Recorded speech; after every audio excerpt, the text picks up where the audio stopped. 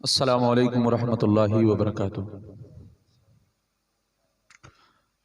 मसाइल हयात के episode number 24 में आपका खैर मकदम है, इस्तकबाल है।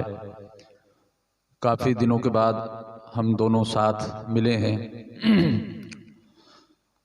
तो आज जो हम सवालात करने वाले हैं उन सवालात को मुफ्ती साहब पहले बयान कर देते हैं। सवाल आज के एपिसोड में 3 रहेंगे।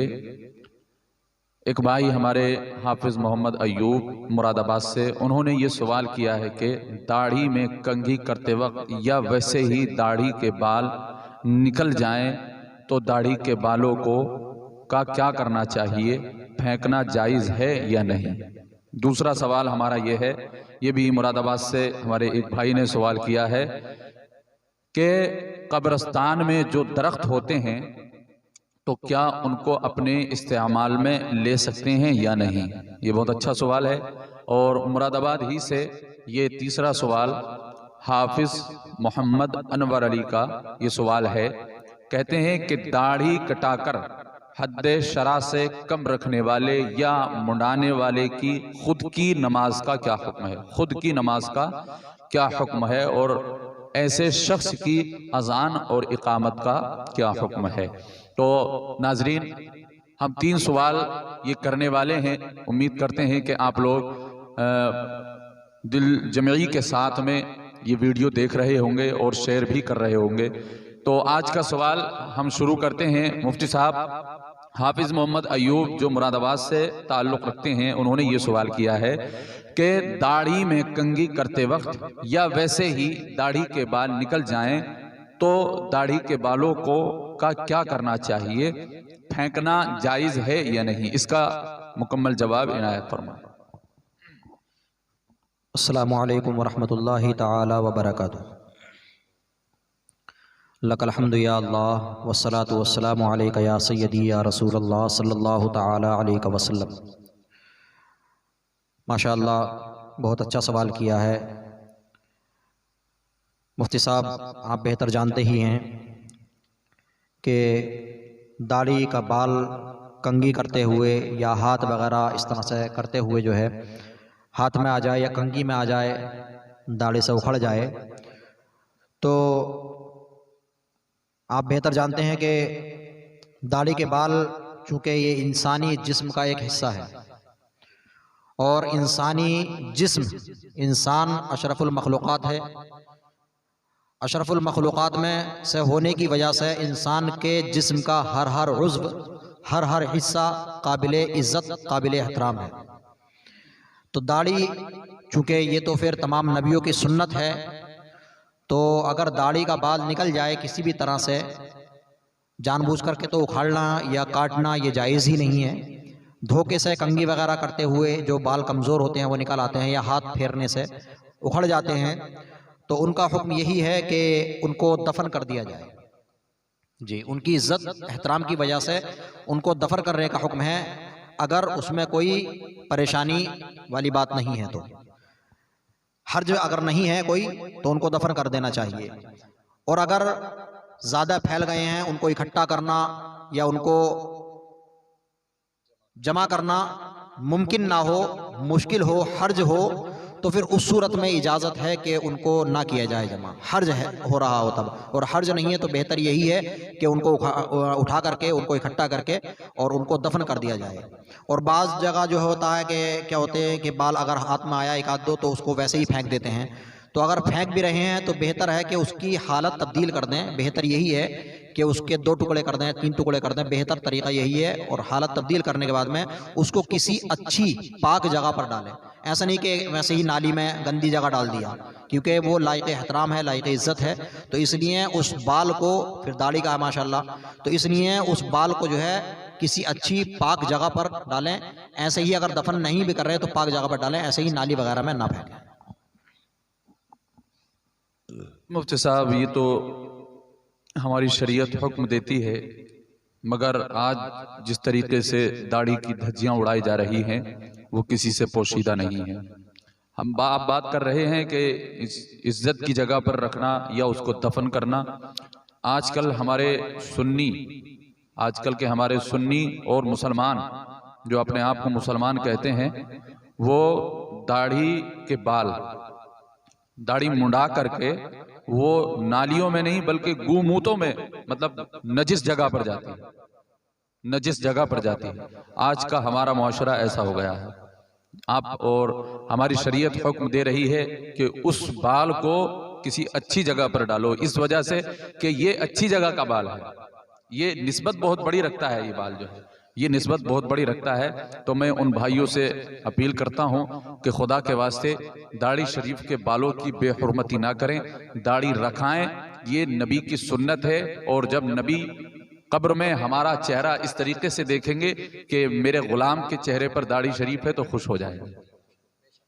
और यही सबसे बड़ी हमारी दुनिया और आखिरत दोनों की यही मेराज है, यही मेराज है कि हमारे नबी हमसे खुश हो जाए। तो जो हजरात बाल दाढ़ी के कटवा करके गंदी नजिस जगह पर वाकई नजिस जगह पर जाते हैं, तो इससे आप परहेज करें। दूसरा सवाल, मुफ्ती साहब मुरादाबाद से ये एक भाई ने सवाल किया है कि कब्रिस्तान में जो दरख्त होते हैं तो क्या कोई उनको अपने इस्तेमाल में ला सकता है या नहीं ला सकता? जवाब इनायत फरमाएं। माशाल्लाह, बहुत अच्छा सवाल किया। और मुफ्ती साहब, आप जानते ही हैं कि बहुत सारी जगह देखने में आता है कि लोग क्या करते हैं कि कब्रिस्तान के अंदर जो दरख्त होते हैं तो उनको लोग जाते हैं और काट करके ले आते हैं, या उनको ऊपर से जो टहनियाँ वगैरह होते हैं उनको ले आते हैं और अपने जानवरों को खिला देते हैं, अपने इस्तेमाल में ले लेते हैं। मैं आपको हज़रत बेहतर है मैं सामीन को बता दूं, आप बेहतर जानते ही हैं कि कब्रिस्तान के जो दरख्त हैं अगर किसी ने लगाए हैं, वो किसी ने अपने पैसे से लगाए हैं, तो उनका मालिक वही है और उसको इख्तियार है कि वो अपने इस्तेमाल में उनको ले सकता है। लेकिन अगर दरख्त लगाने वाले का मालूम नहीं कि किसने लगाए हैं या खुद ब खुद उग आए हैं, खुद ब खुद उगाए, जैसे कि आमतौर पर कब्रिस्तानों में होते हैं, उनको कोई लगाता नहीं है, खुद ब खुद उगाते हैं, या वक्फ़ी पैसे से ही लगाए गए हैं उसी कब्रिस्तान के पैसे से, तो इन सब की जो सूरत है वो कब्रिस्तान के ही दरख्त माने जाएंगे और वो उनका हुक्म जो है वक्फ़ का ही कहलाएगा। अब उन दरख्तों को, उन लकड़ियों को किसी को भी ये इजाज़त नहीं होगी, जायज़ नहीं होगा कि वो अपने इस्तेमाल में लाए, किसी के लिए भी।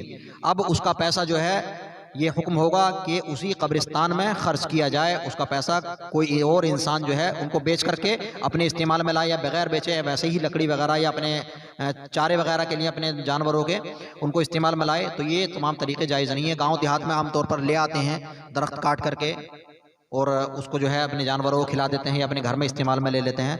तो इन तमाम चीज़ों से तमाम अवाम अहले सुन्नत को मैं बताना चाहता हूँ कि इन तमाम चीज़ों से बचना ज़रूरी है, क्योंकि ये किसी भी सूरत में जायज़ नहीं है। अगर हाँ आपने लगाए हैं तब उनकी इजाज़त है कि आप इस्तेमाल कर सकते हैं।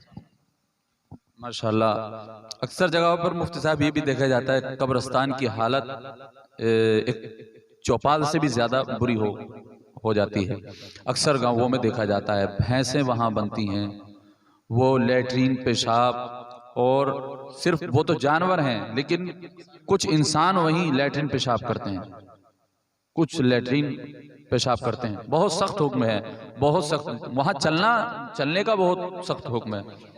हाँ, कब्रिस्तान में रास्ता बनाना या चलना बिला वजह जाना, ये इसकी इजाज़त नहीं है। तो चजाई के लैट्रिन पेशाब की और वहाँ पर जानवरों के बांधने की और गाड़ियाँ खड़ी करने की, और ये दुनिया के तमाम काम जो घर पे नहीं होते हैं वो कब्रिस्तान की ज़मीन में होते हैं। ये अक्सर गाँवों में, हालांकि शहरों में ये चीज़ें नहीं पाई जाती हैं, शहरों में बड़ा एहतराम किया जाता है, लेकिन अक्सर गाँवों में इल्ला माशाअल्लाह गाँवों के भी कहीं कहीं के हालात बहुत अच्छे हैं, लेकिन बहुत सारी जगहों पर देखा जाता है कि कब्रिस्तान को जो है वो रोड बना देते हैं, बिल्कुल आम रोड।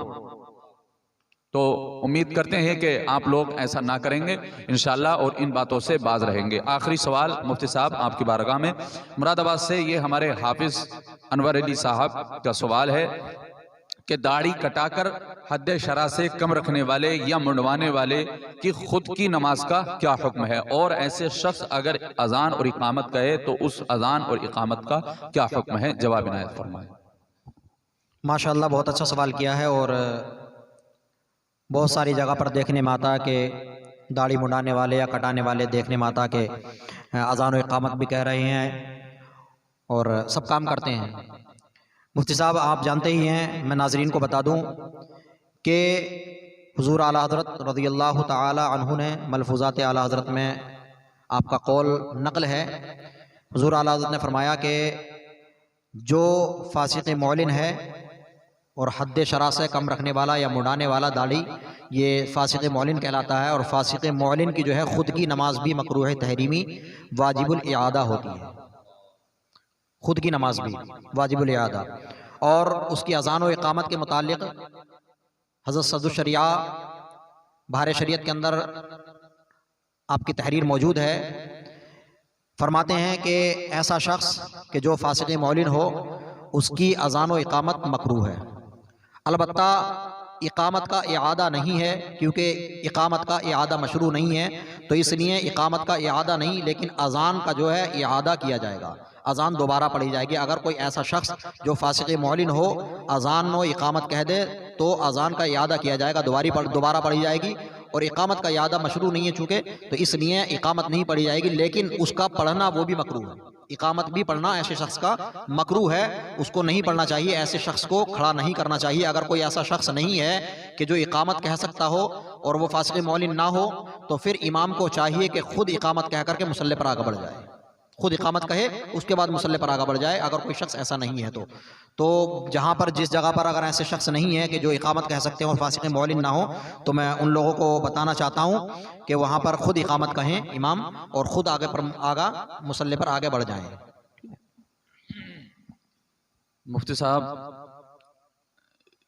इसका जवाब आपने माशाल्लाह बहुत अच्छा दिया, और बहुत सारी जगहों पर ये चीज़ पाई जाती है, बहुत सारी जगहों पर ये चीज़ पाई जाती है। मगर इसमें एक बात बहुत बड़ी है, जो दाढ़ी नहीं रखते उनके लिए बहुत ख़तरनाक सवाल है ये।